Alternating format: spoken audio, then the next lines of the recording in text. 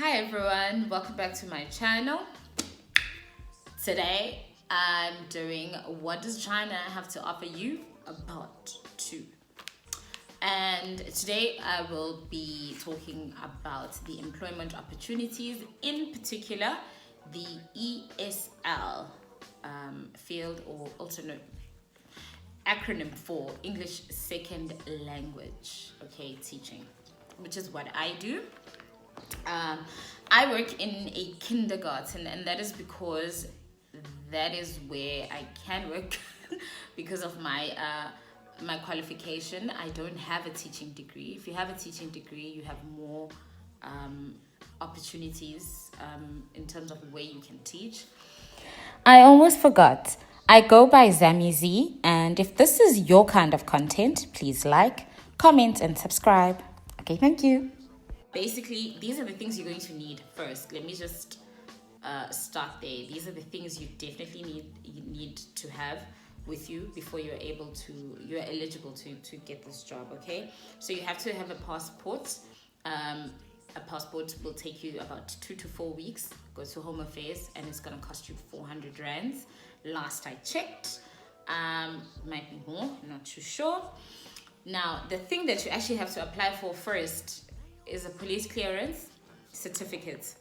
This certificate basically, they check your fingerprints, and it's proof that you have no criminal records in your country.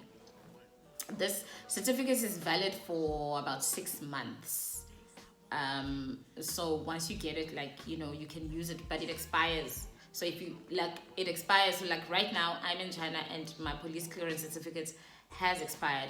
But because I'm here, it's cool, Unless I have to now apply for another job, and I'm back in South Africa, then I'd have to apply for another one. But right now, I don't need one because I'm here, and I would just need to commit a criminal offense here.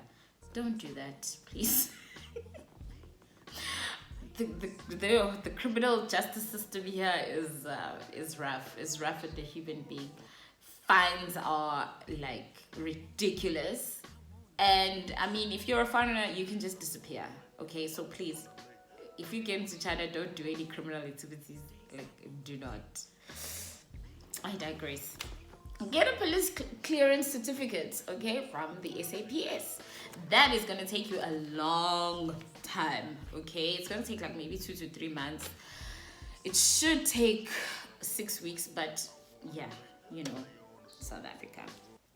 And then what you need to do is authenticate your qualifications at SAQA, South African Qualifications Accreditation. That usually also takes about 3 weeks, and the fee you're going to pay for that is dependent on your degree as well as the institution that you went to. So fees, they vary. I'm not going to delve too much into that. I'm trying to keep this video as short as possible. Then you need to notarize your TEFL certificates. What is a TEFL certificate? TEFL stands for Teaching English to Foreign Language Speakers. TEFL. You need to notarize that and apostille it at your nearest high court.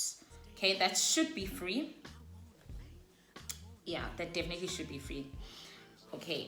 And then so this process, it obviously takes long. So I would advise anyone who currently has a job to not quit until everything is sorted.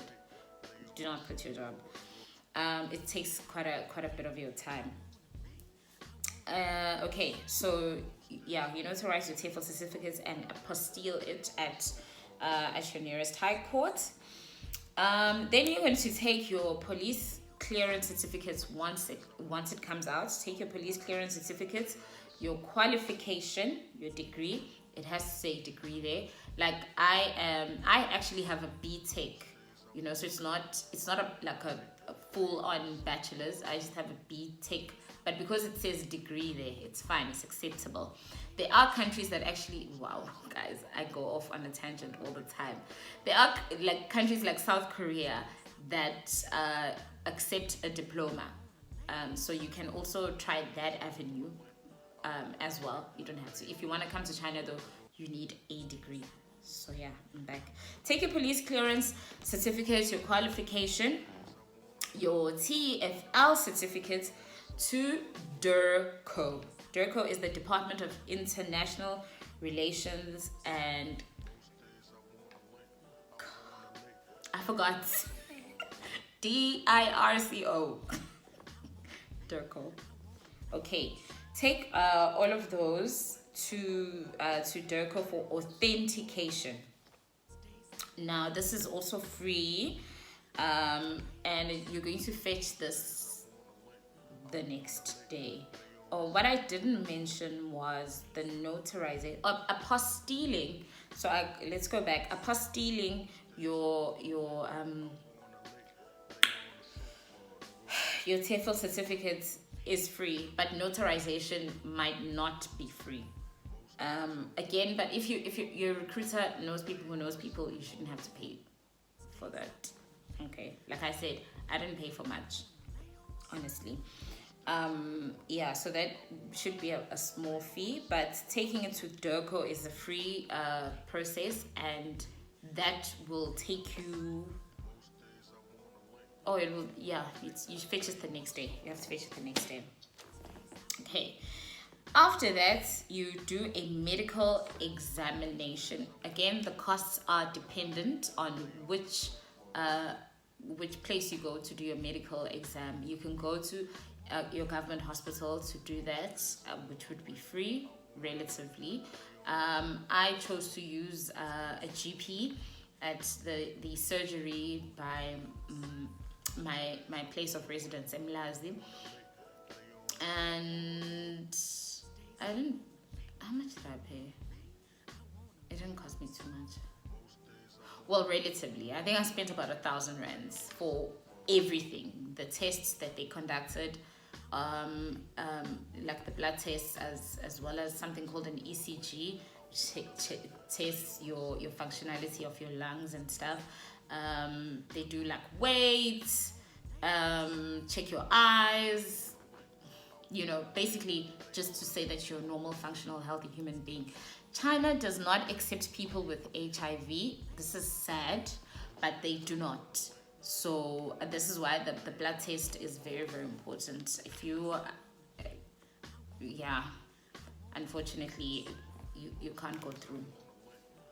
So yes, do a medical exam, and then once all of that is done, take everything and make copies, and you take it to the Chinese consulate.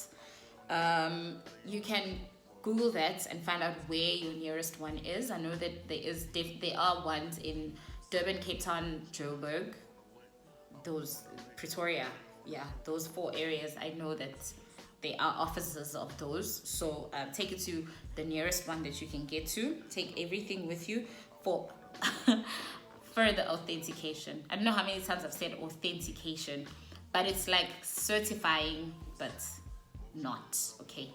So yeah, once you take it to the consulates, that's going to take about 4 days for them to process, and they'll let you know once your documents are ready and you can fetch them.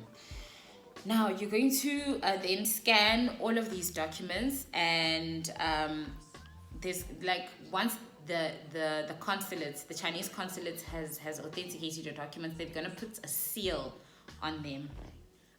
I don't know how else to, but it's like, it's a seal, like it's a stamp with the red gluey thing.